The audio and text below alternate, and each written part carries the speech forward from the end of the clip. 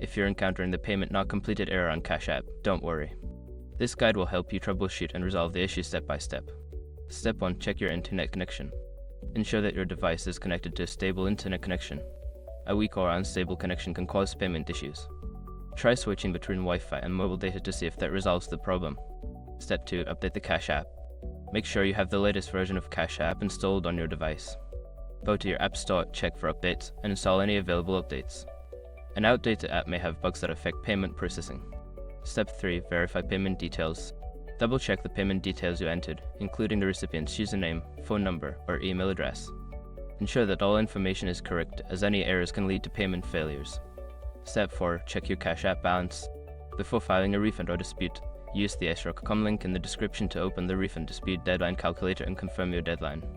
Step 5. Contact Cash App support. If the issue persists after following the previous steps, contact Cash App support for assistance. You can do this through the app by navigating to your profile and selecting Cash Support. Explain the problem, and they will guide you through further troubleshooting. By following these steps, you should be able to resolve the payment not completed error on Cash App. If you continue to experience issues, don't hesitate to reach out to customer support for more help.